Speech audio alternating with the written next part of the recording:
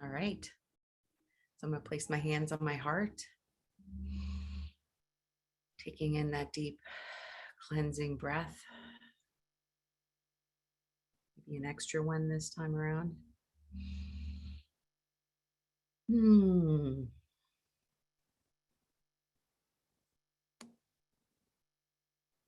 Just letting out a sigh and finding our center with that breath. So grateful for this opportunity to come here and center in our hearts.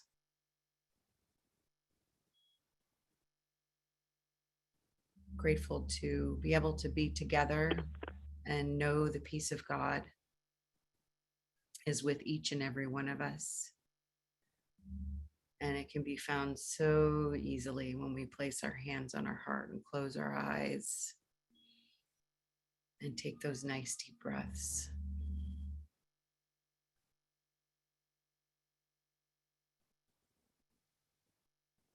So grateful for the love and compassion that is shared in this group.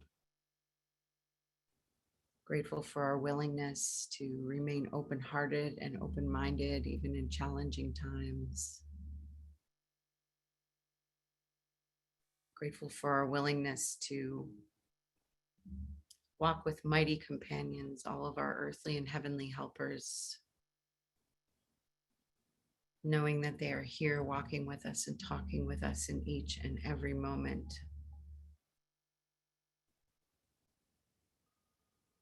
We're trusting in our power to listen, in our willingness to release control and be led and guided. We ask that they bless us right here, right now, all those who are here, all who may listen later. To bless our conversation, to bless the technology we get to use to come together each week. And we're grateful to share those blessings and that powerful, powerful love with everyone because we're one. In grace and gratitude, we let it be. And so it is. Amen.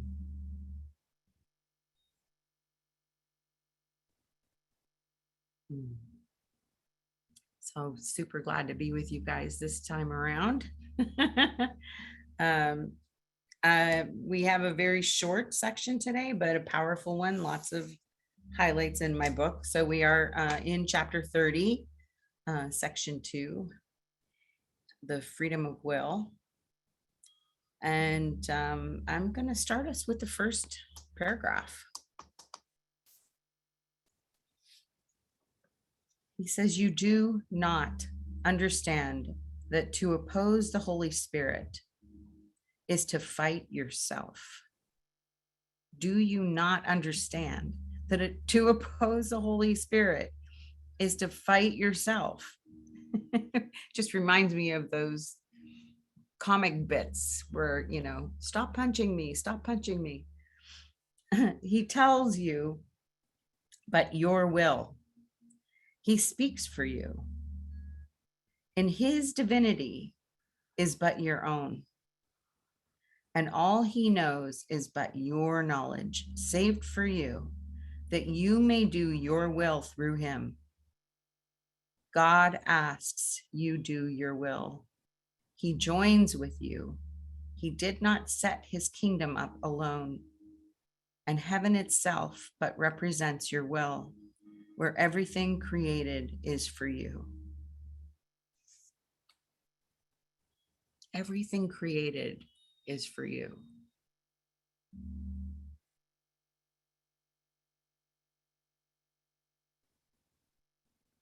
If only we could believe that. If we were to believe that everything that is created is for us, is for us. It's a powerful I struggle with that one too. And it seems to me that a big emphasis of this lesson is that accepting that our will is God's will, that they are one and the same. Exactly. And then I was reading my lesson today, and it said somewhere in the reading that if it's not God's will, it is not real. Right. And I thought, that's a little confusing for me. That's kind of another step beyond this. But, you know, for instance, I keep thinking, you know, I want a healing. I want a physical healing. That's what I want, but it's not happening, at least in the timing I want it to be happening. Right. So is it God's will or is it not God's will? Yeah. And, you know, we don't know what anything is for. We really don't. But what I can tell you from my own experiences, Deborah, is that a lot of times I do not have patience, you know, and things are moving in the direction that I would like, but not at the pace that I think I would like it to happen. Yes.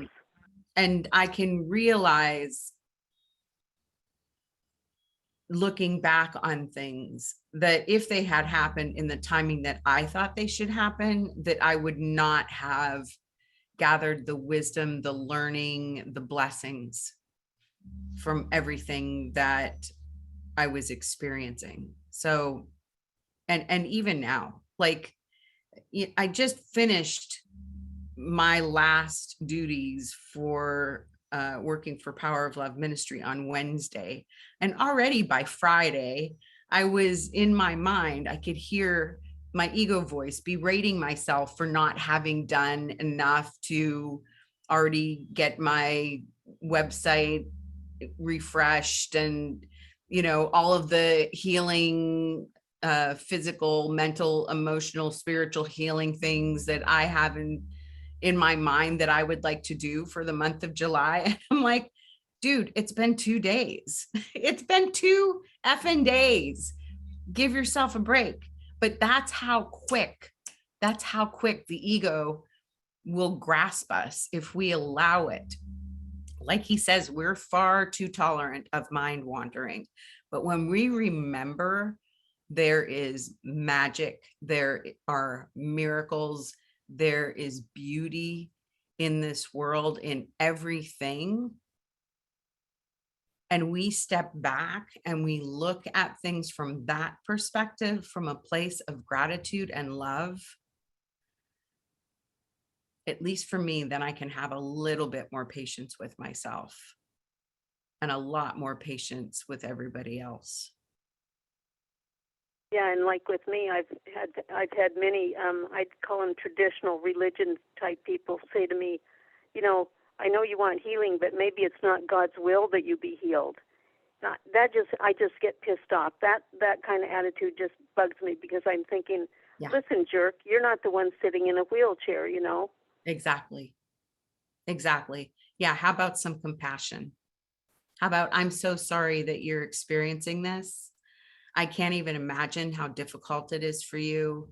And I can feel how deeply and strongly you would love to have that physical healing.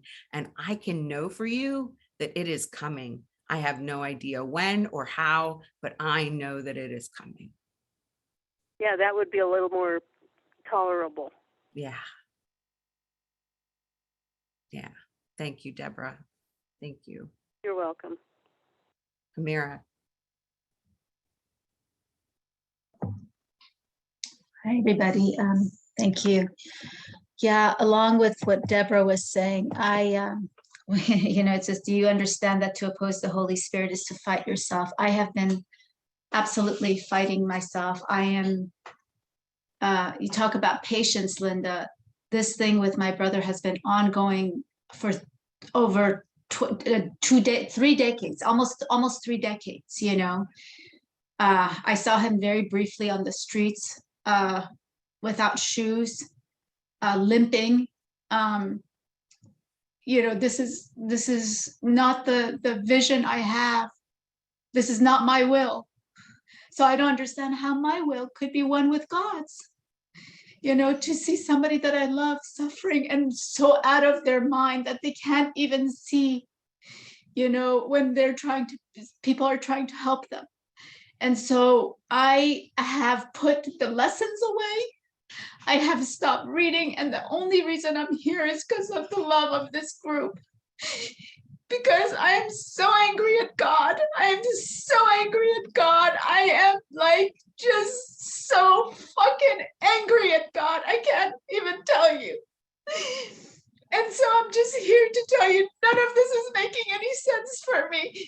yes, it feels good when things are going okay, but when, and it seems like my life is like shit has been happening and I've been trying and I've been walking, and yet it just seems like it keeps crumbling more and I don't get it. And I don't understand how this could be God's will for us.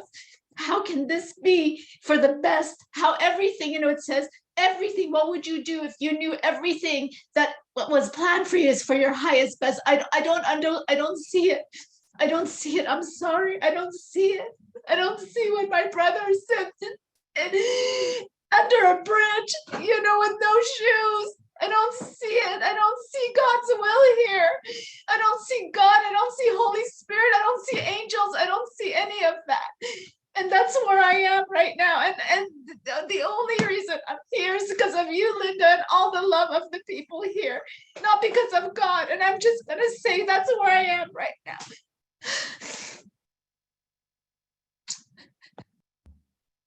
Yeah, I'm so And sorry. I would just say that I can completely understand. I've had my moments of being so angry at God lately that I just want to scream, and I do scream, and I curse and I call names, and I'm trying to understand the best I can, and I'd just like to share briefly a little bit, if it's okay, what's been going on with my sister. I don't want to take up people's time. I'll try to make this brief, but it's been complicated.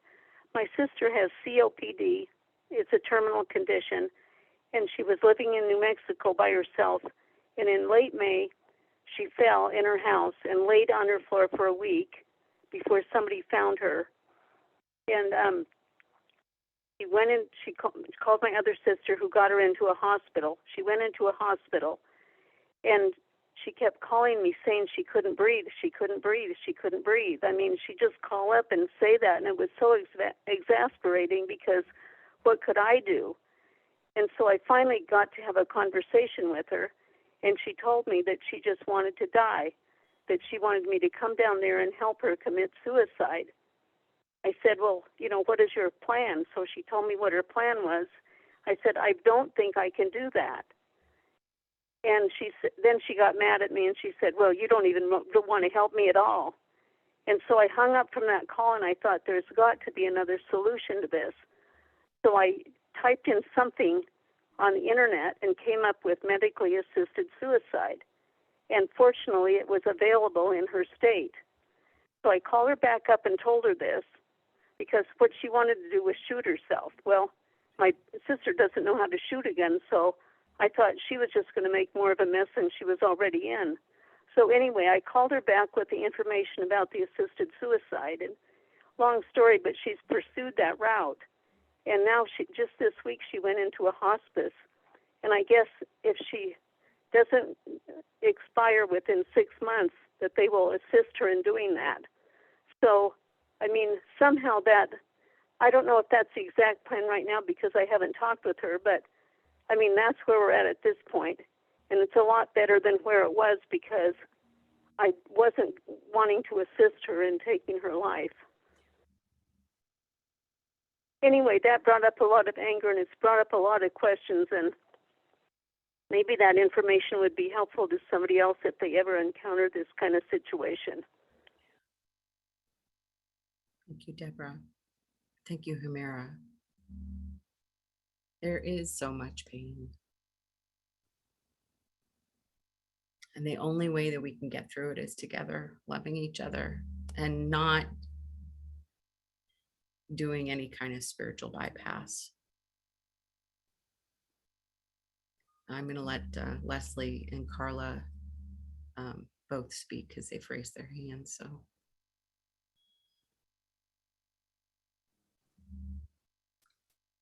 Hi, Humira. I've meant to text you several times this past week and I just haven't. So I'm so sorry about that. You have been in my mind and thoughts. So this is a little bit of tough love. I think you can handle it though. I just wonder if you've questioned your thoughts as far as, is your brother suffering? I know you think he's suffering, but does he think he's suffering? Because it just feels so much to me that you just have so much resistance against his situation that nothing else can get through because you're so busy judging the situation. And I can't even imagine what you're going through. I have never been there.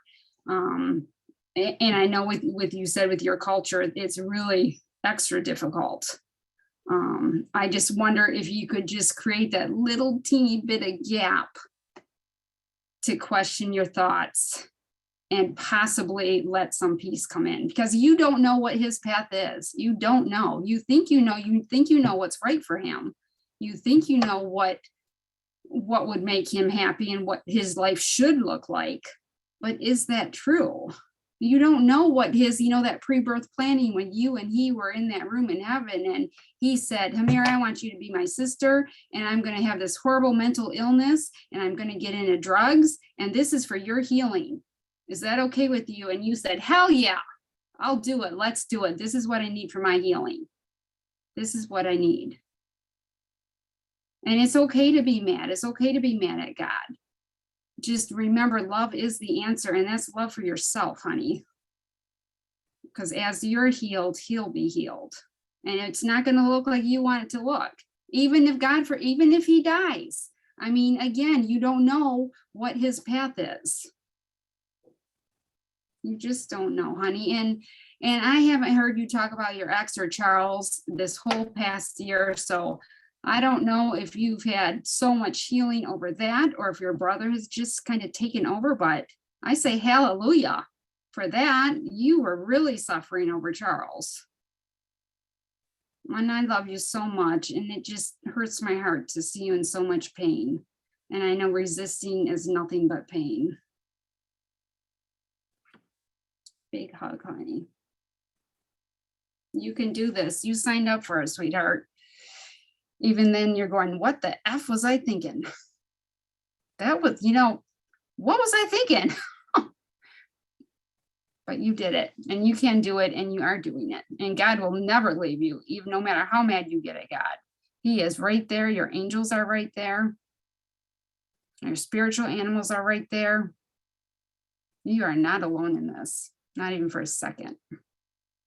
I love you.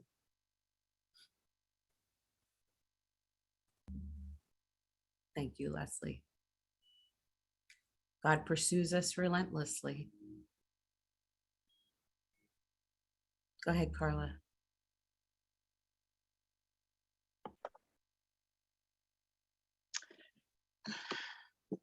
In paragraph 3, the first line, it says, look once again upon your enemy. What is my enemy? The enemy is something that I think should be different, that I think is something I don't like. I've made everything in my life my enemy by when I do that. And says the one you choose to hate instead of love, that is the enemy. For thus was hatred born into the world. So I know I've shared this before that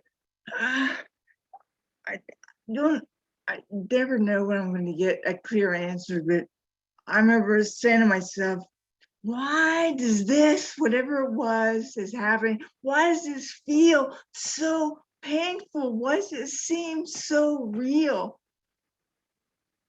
And I was told, because you are real, not Carla, not the body, not the physical self, but the essence, the energy that we are is real. And when the Carla, you believe something, it uses the energy to make it seem real. That's what pain seems so real, discomfort, that this challenging things. I was staying in Victorville in a motel that had no AC for a month and a half, and it would get up to 100, over 100. It's hot, but I survived it. I didn't die. There were things that happened that were amazing. I didn't think I could make it back. I was starting to trip and fall. I was carrying something way too heavy for me from the store. And I didn't think I'd go another step. And there was a shopping cart some homeless person had taken right about 30 feet down. My answered prayer, I'm like, oh God. So I put my stuff in that cart and I wheeled it on home. There was a time that I was going to the laundromat. I thought, oh, I can carry this one bag to the laundromat. Then about halfway there, I'm like, I'm not sure I can carry this bag there and back. I don't know if I can do that. There, 100 feet up the road, was this old homeless guy pulling his luggage on wheels. I'm like, wow, it'd be nice if I could just put my luggage on his wheeled luggage. And that's what he did. I just started chatting with him. Hi, how you doing today? And we started talking. And he goes, I'm gonna put your laundry on top of my luggage. Now he's doing laundry, so he knew where the laundromat was. They wheeled my luggage to the laundromat. And I went back and got my wheeled luggage so I can bring my luggage, my laundry home. I'm like, sometimes I can see those miracles. I can see how I was helped. We're helped all the time. We may not know it, may not see it, but the miracles are there right now. I'm in a challenging time. I don't even go into the story, but it's very challenging. But I know the truth. I can't always hold it. Why? Because we're one with everyone. And there are billions and billions of people who feel stressed or alone or judging or blaming or not liking their situation. So that's for being vigilant and very diligent and asking for help or whatever it is in the moment. And I ask for help and I feel more peaceful. How do I know I'm choosing the right thought to believe is true? I feel it. If I'm feeling upset, now doesn't make me bad if I feel that way, or even if I believe it, or even if I'm complaining to David or whatever I'm doing, it's not bad. It's just something coming up for healing. I'll spit it out, I speak it, and then somehow I feel a little better, but I can't stay there. It's a practice. You don't do it once. I remember someone saying in 12 step, oh, I'll be so grateful when I reach serenity, Carla, then I'll be so happy. I'm like, you don't reach serenity once. I'm sorry, maybe if I'm bursting your bubble, but it's a choice every moment, every choice. You can choose love or fear. And I choose fear often. It's okay. That's what this life is. It's an opportunity. It's an opportunity for me to practice choosing it more and more and more. And I do. And I am blessed when I do. I bless myself because it flows through, the energy that flows through me blesses me or does whatever I don't know. Maybe it's nothing because it's illusion. It's not even real.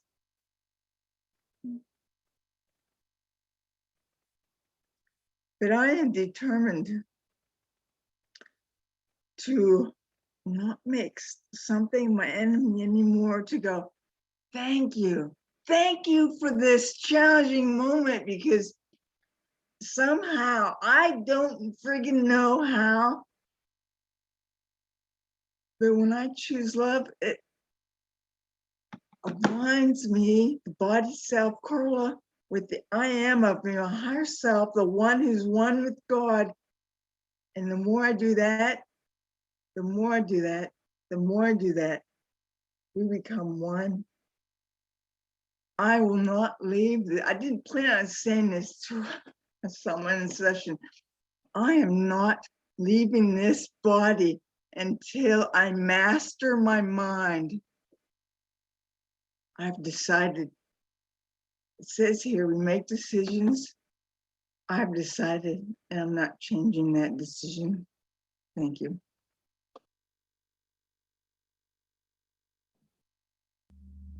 Thank you, Carla. Nice declaration, sister. Mark and then Nancy Gale. Yeah. Can you hear me? Yeah. I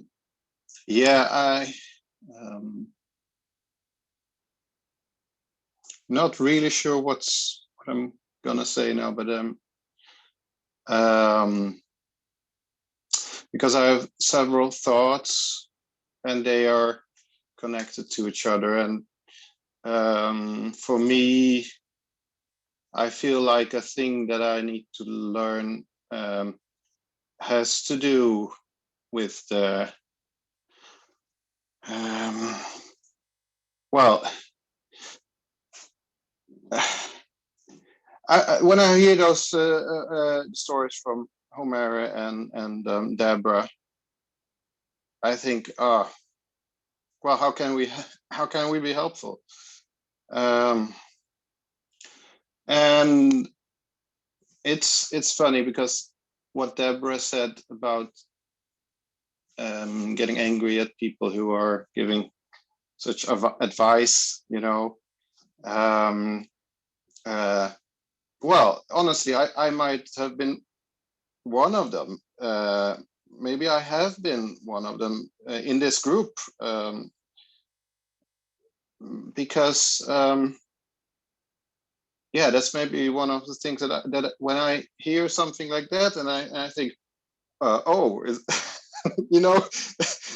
here goes my ego, like, that's because you're like not thinking with God, and and then I think, but I know also about when I think about times when I get frustrated. I mean, I can get frustrated with God myself. I don't think I would like to hear something like that. Shut up. So, and it's funny how things working together, because there was also that I listened to one of Jennifer's podcasts today, and it was about that thing. And I think I think I find that what Leslie was saying, it felt like compassionate. So I'm a little bit wondering how Homer and Deborah are feeling about Deborah's share, because I mean, I think it's hard. I mean, I want to help, but what should I say? And I don't want to make the suffering how are you going to say this?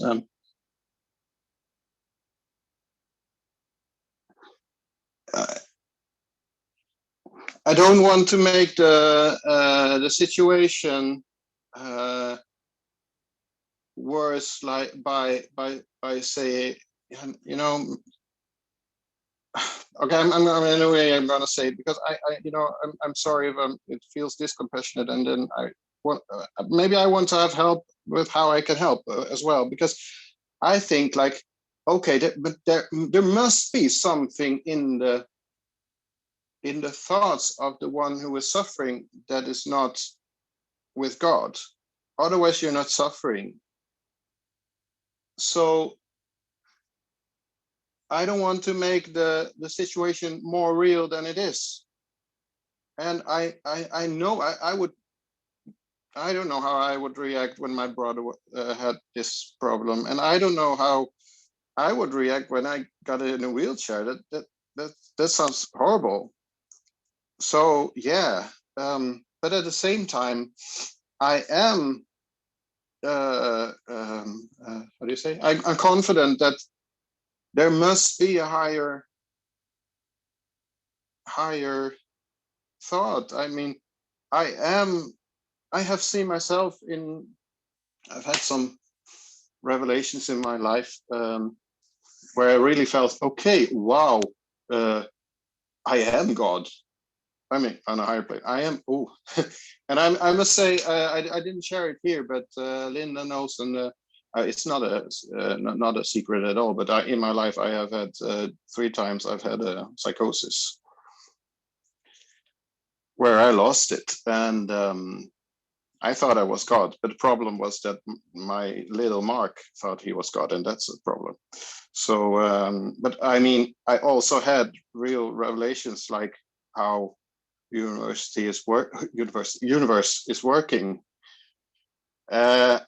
So, and I'm very happy for that, because very grateful for that, because I know, I mean, I can get back to it and say, okay, well, God, I don't know how I get out of it, but it must be true that this is for my good. It must be true that this is for my good, and at least that's fine. It's very helpful for me. But yeah, again, coming back to helping other people, I find it hard, and that's my problem. But I mean, I want to be real helpful, and how can we be real helpful? And I think that would be very helpful for all of us, I guess, to have a conversation about, but maybe not today. But I don't know. And one other thing that is related to this, I want to put it in the group, is like, because I've been thinking something a little bit about this, is that I want this group, I want myself to be really go into the group with no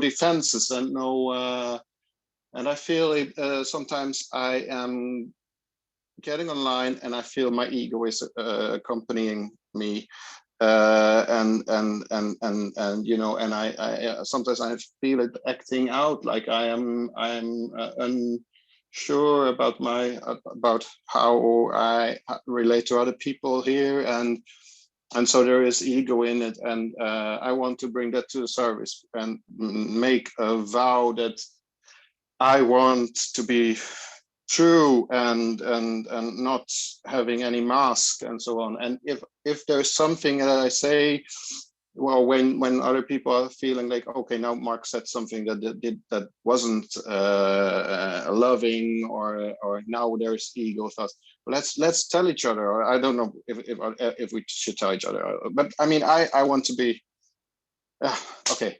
I'm struggling a little bit with this, I'm sorry. But, and I think I've talked enough now, but that's what partly what things I'm struggling with. Now I'm done. Thank you, Mark. Thank you for being authentic and for bringing up something that is perfect, considering what we're dealing with here. And just before you, Nancy Gail and Kathleen, share, just to let you know, because I've been doing this for a little while, that when I first started studying with Jennifer back in 2013, and I first started having these spiritual revelations about what was happening in my mind, I did want to tell everybody what would be helpful for them. But what they would hear is how I was judging them, that they weren't already perfect, whole, and complete. And so those are the responses I would get. You know, and Jennifer has talked about that, how, you know, when she first started being part of a spiritual community, and people would come to her and tell her, when she would be talking about things that she was challenged with, oh, you know what you should do? You should do this. And what our ego mind says is, you know what you should do? You should back away right now, because I'm about to punch you. Because I am not going to listen to what you're telling me, because what you're coming at me with is your judgments of how I am wrong and bad. And so what I have found is the most helpful thing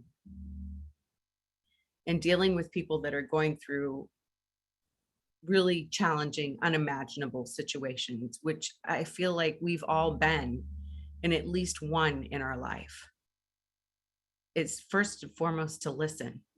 with your whole being, without any expectation or intention of replying. And then just to tell that person that I'm here for you and I love you. And that's all you need to do. We don't have to be weird. We don't have to, find the perfect spiritual solution to everything. Just, I'm here for you. I'm listening and I love you.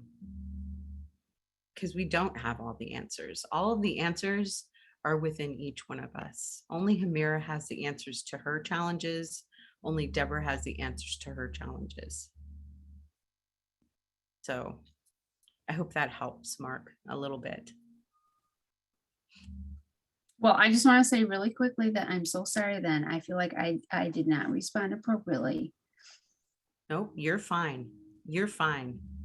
Because you were speaking the truth too, Leslie. You were speaking the truth. We all know that we came here to go through the shit that we're going through.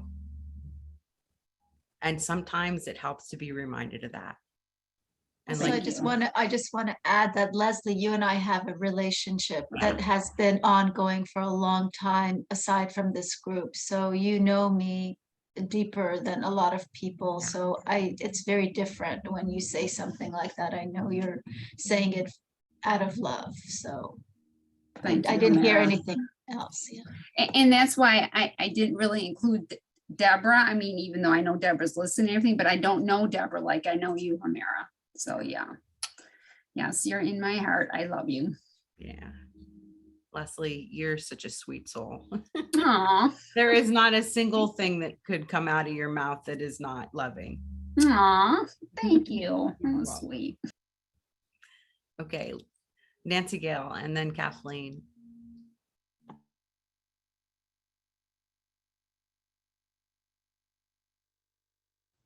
Okay, me going through this chemo and everything, it's like, oh, I'm learning a lot about me. It's like, and it's totally awesome, actually. And my daughter says, only you, Mom, only you. It's like, enjoy going to the doctor. And I said, well, yeah, there's my mind gets engaged. All right, first, this is from my experience as being a chaplain, what I learned. There. And actually yesterday when I was, when we were driving home, I realized, or something when I got home. When I was there yesterday, I met one of the providers. You go in and you do all that. Well, anyway, there's a sequence there. And so the provider was the hematology person, because I have on it. Anyways, and so, and when we're done, it's like, when she was sitting here, the window is like here. This is the only one that has a window. She was sitting here and I was here, and I looked out. I sort of looked when she's talking. I was like that. I noticed that when she was talking, I would not look directly at her face. I would just look past her out the window, and I would say, and then I said, I'm listening to you. I hear you. I'm listening. But if I had, and I realized that's why I do that. And it was very clear because when I was driving, and the adults mainly would want to have a conversation, and I got to the point where I say, if I listen to somebody, they're talking, I look at them. I look at their face, their eyes, I can see their mouth there.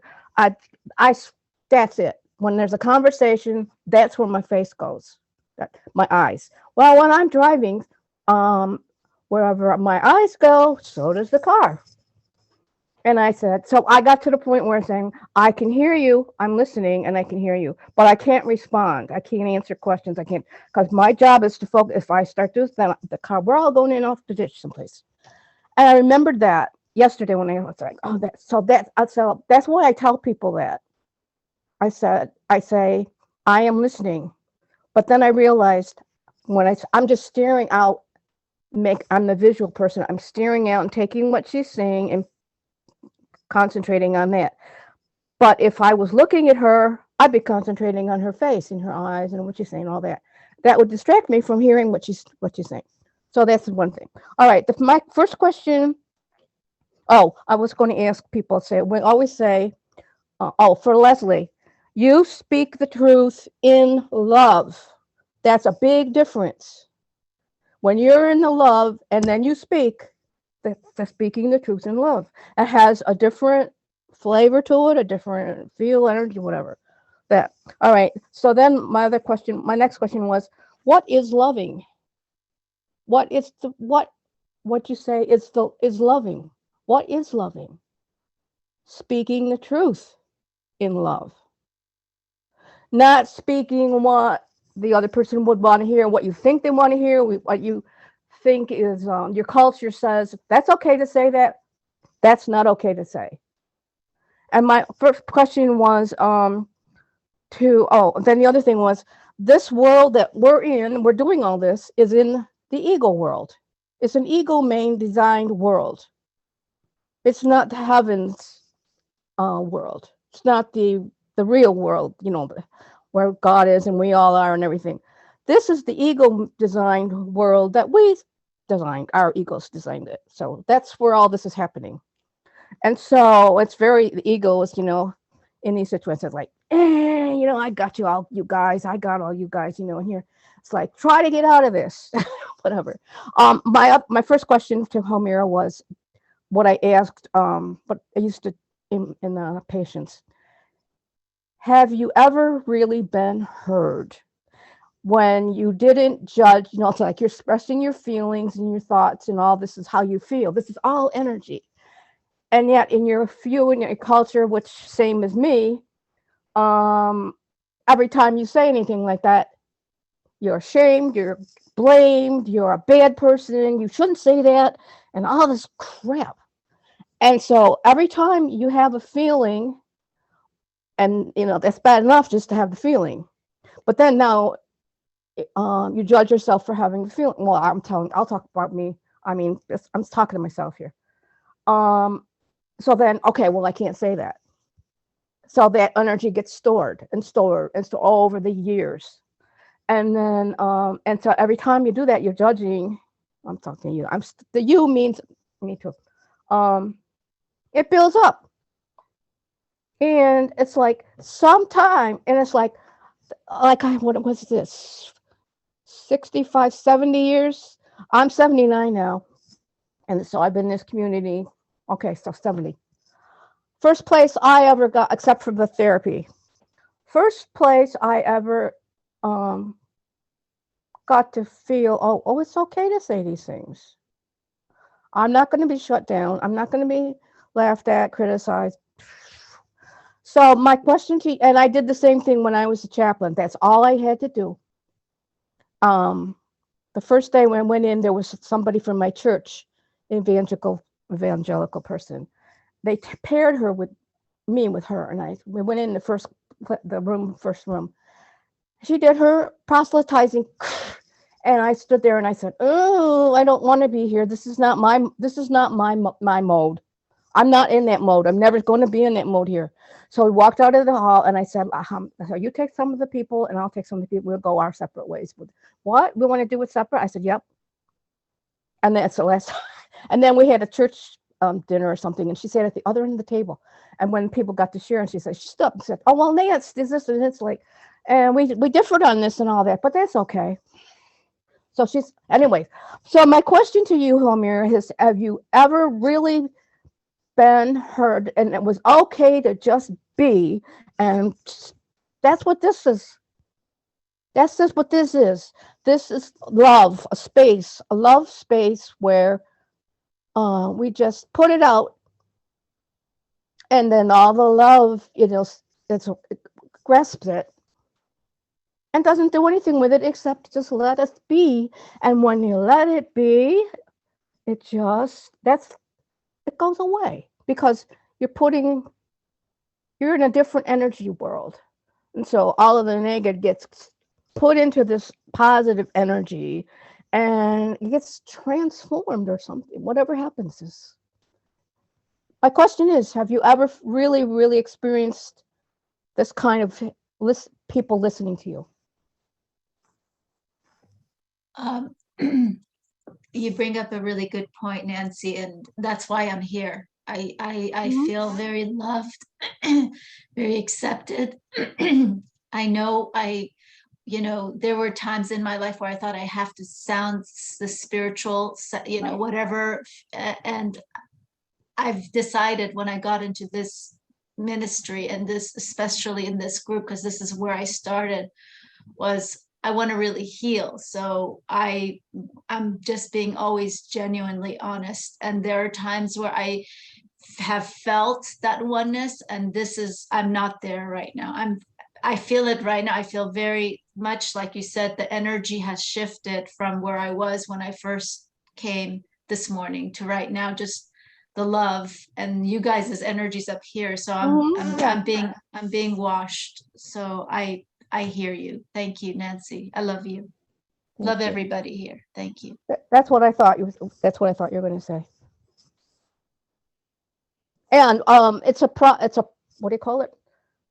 It's a process, or it's a step thing, or whatever. You don't go from pure negative to pure positive. I mean, you can, but it's like, it doesn't work that way as far as I'm concerned. It hasn't worked that way in my life. It's like bit by bit I have this new technique for organizing and decluttering and all that stuff. And it's like, I used to be the perfectionist, right? I have this job. It's got to be done. The whole thing today perfectly. And it's like, and that's like all my life. So I came up with this thing bit by bit by bit by bit. I spent, how like, what's his name? With cleaning his house, Terrence. Same thing. Took him 2 hours, right? Okay, so it just took me a few days. I can now see the floor. Everything is organized. And it's like, I said, I did it a little bit each day, a little bit. And then by the end of the day, I said, I felt good. I accomplished something. So I was successful. And that made me feel good. And I said, okay. Now, and then, you know what I discovered? Like Jennifer says, the time, you get your time back. That's like, so I've got all these things. I don't have to, it's done. So I'm sitting here, it's like, that's done. It's like, I have this time. What time is it? Okay, what do I do? Now with all this time, I have tons of extra time. It's really ridiculous. But anyway, it's the thing. So I'm applying it to say what I just said. It's like, this is a journey. And remember when I started, I said, I'm an event person. I do things one time, I do it perfectly, then it's done. I go on to something else. And I said, that's how I came at this. And people, I remember somebody said, really? Okay, I said, yeah, that's it. Well, okay. That was accepted then. It was like, it's going to change things, but they don't tell me that. It's like, so now it has. And it's like, so this is it. Same thing with the course. The same thing with everything. It's like bit by bit by bit. Yep. And dishes were piling in both of the sinks, and I didn't get to Mom's. And Amy says, "Well, did you do the dishes?" No, I didn't finish. I started. I put anyway. So I did the same thing with them, and there's just don't do it. And I don't care anymore. It's like, it doesn't matter that I didn't do the whole thing. Releasing the judgment. Yes, and each one is a judgment. Each was a little ball of energy, and it's like, I don't want that energy in this world. It's like, go there. You just go. And anyway. Thank you, Nancy Gail. Wait a minute. I had one more thought. What did I say? Oh, my person, I call her my difficult person. My teacher, was my daughter. And it's like everything Fabiola said and everything you all said applies to me. And I would be sitting there. I was the one to blame that I wasn't helping her and doing. They meant by helping her all the things that we're told to do. Well, you're what do you call it? Enabling her. You're this. Don't do this. Don't do this. Don't do this. So you're doing all the wrong things, and that's why she's not getting better. So that was my fault. Right? Like, you all didn't have any partners, and so I relate to and Fabiola, what you put in the chat thing, it's like word for word what my life was. So thank you, Nancy Gail. Kathleen.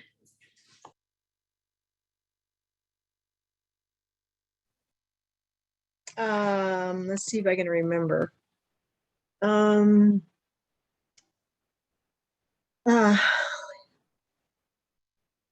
Let's see. Oh yeah.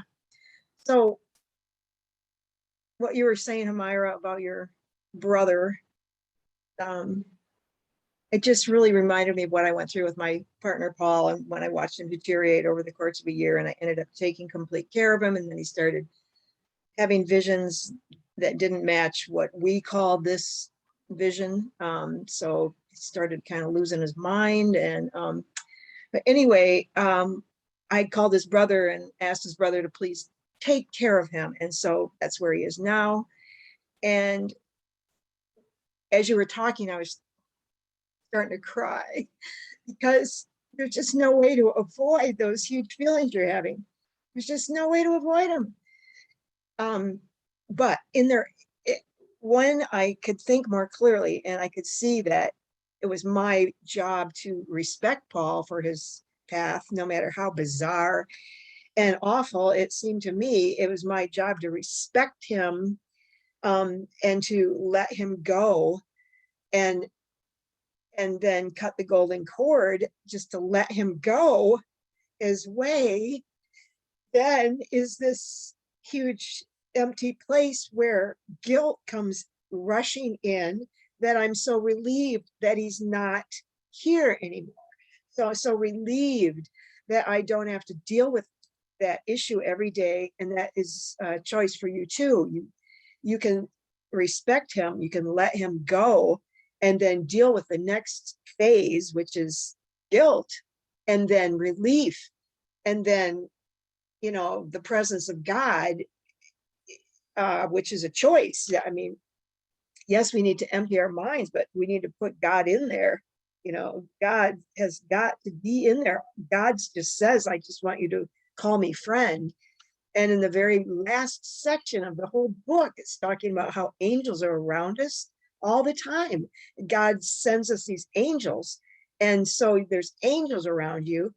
And you know, at some point I had to take full responsibility for choosing how hard I was trying to change Paul.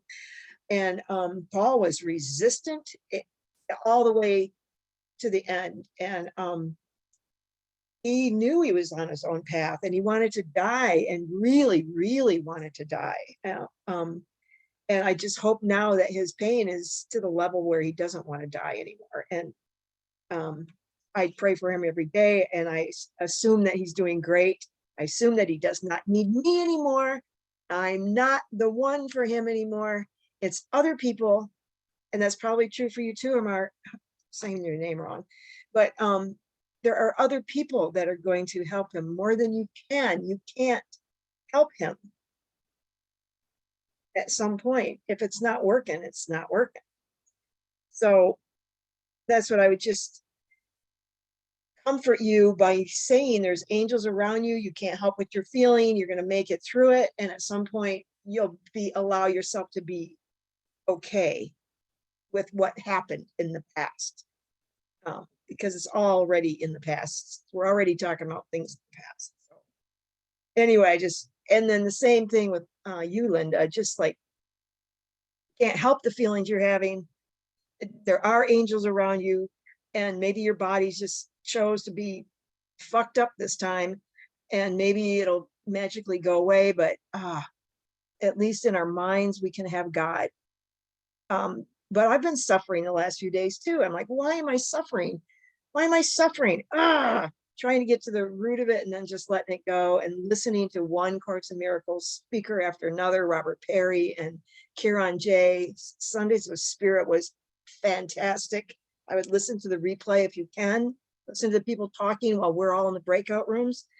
I want to listen to that again. It just, they're talking about how we're responsible for what we are creating. So anyway, thank you. The end. Thank you, Kathleen.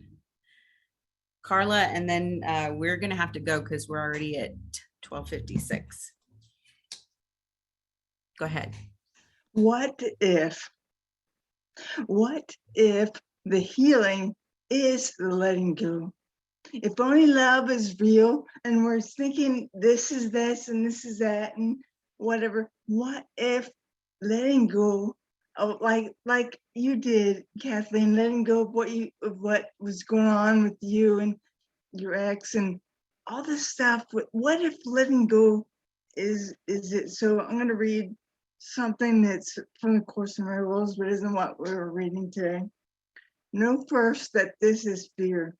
Fear arises from lack of love. The only remedy for lack of love is perfect love. Perfect love is the atonement. Homera, maybe it is loving to you to say you're angry at God than just to be, to hold it in and have it hurt you, have it change your body chemistry or whatever it is. What if it's loving? Just say it, get it out, let it go, release it. No problem. Releasing belief in this world is the healing. To know there is only love.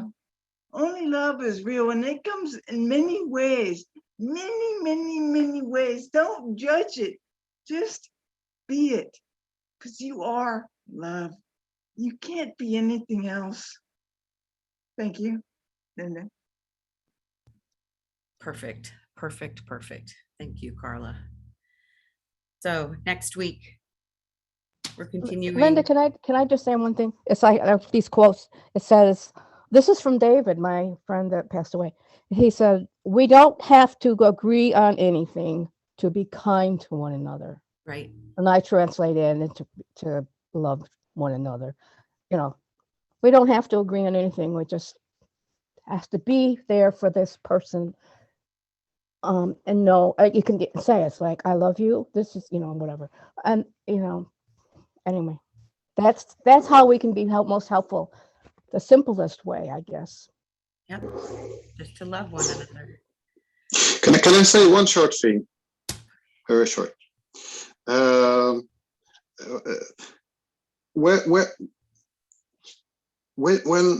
there's happening something very awful or situation and you're crying,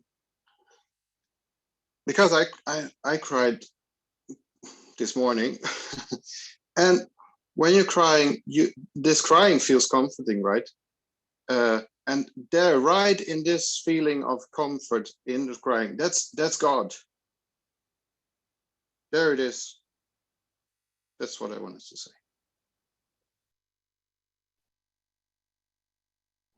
Yep. Everything is perfect. All is well. Healing occurs naturally as an extension of love.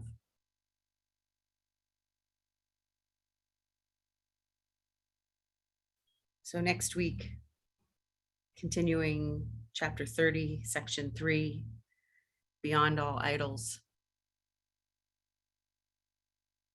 It's where we will be. I'm not going to read our Pathways of Light, but I will say, somebody posted this a couple days ago, and I feel like it's such a perfect description of the ego that I thought I would just read it here. The ego is not who you really are. The ego is your self-image. It is your social mask. It is the role you are playing. Your social mask thrives on approval. It wants control, and it is sustained by power because it lives in fear. So anytime we are not living in our truth, which saying that you're angry with God, that you hate God in a moment when you're in that much pain, how much more authentic and loving can you get towards yourself than actually expressing what you're feeling? So you may not feel the connection, but you are totally connected. And expressing the fear and the rage that you are feeling is perfect, because that's what you're feeling.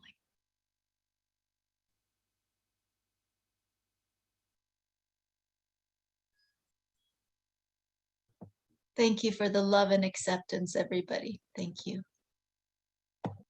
Thank you for allowing us to love you, Hamira. Thank you, everybody. I'll see you all next week. Have a beautiful week. Thank Bye you, for now. everyone. Thank you, Homira, for sharing. It Thank you. helps everyone. Bye for now.